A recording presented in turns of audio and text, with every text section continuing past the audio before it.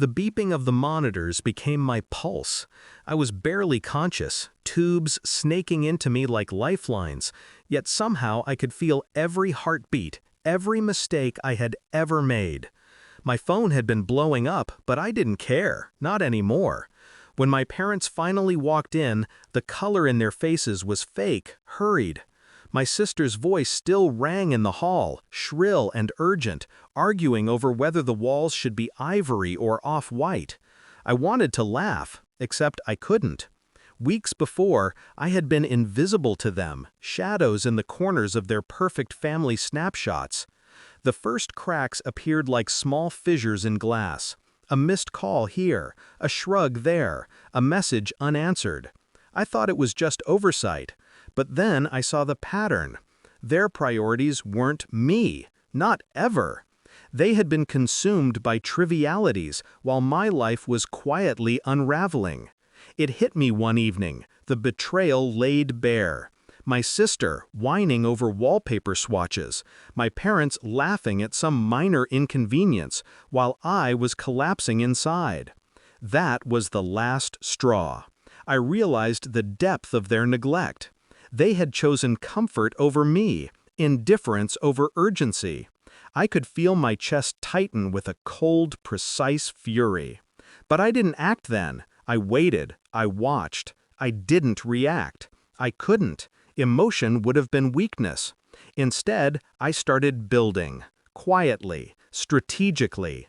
I called my lawyer, not from the hospital bed, but from the fragments of my own resilience. We drafted, we reviewed, we prepared. Medical malpractice forms, financial disclosures, and insurance details, all legal artillery, all aimed at those who had ignored me. Every document was another brick in the fortress of my revenge. They didn't know yet. They wouldn't know until it was too late. I remembered how my mother used to brush my hair at night, how my father's laughter used to echo in the kitchen. Those memories became fuel. Love turned into leverage. I built my case around not just their negligence, but their moral failure. The law doesn't forgive indifference, and I made sure they'd learn that. And then came the day. ICU lights harsh on my face, the scent of antiseptic thick, my parents finally walking through the sliding glass doors. I was ready, calm. Their smug superiority, the one they always carried, faltered as my lawyer stepped forward, documents in hand. "Mom, Dad," I said, my voice barely above a whisper, yet slicing through the sterile air. "Do you know why you're here?" They glanced at each other, fear slowly seeping in. The walls of their carefully curated world were cracking. Every paper my lawyer laid out, every line of evidence, each calculated omission they had made, it was like watching dominoes fall in slow motion. I saw it in their eyes, recognition, guilt, panic. My sister's complaints about paint colors now seemed absurd, grotesque even, in the glaring light of the truth. They had spent years neglecting me, and I had turned that neglect into power. "You ignored me," I continued, voice steady. "You chose her tantrums over my calls, over my life. And now the cost of that choice is clear." I watched their faces pale, their words fail. They fumbled through apologies. Too late, too shallow. I didn't need their remorse. I didn't want it. What I wanted was the acknowledgement of my worth, the evidence that neglect carries consequences, and I had given them that. When they finally left, I felt a calm I hadn't known in months.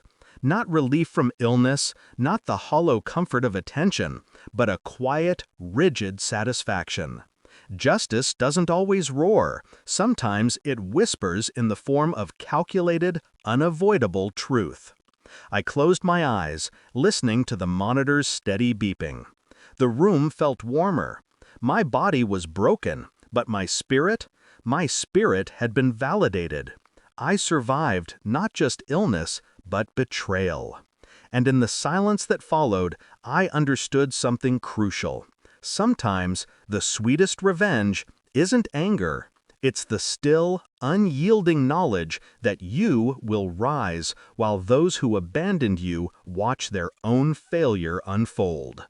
I had been invisible once, but now I was undeniable.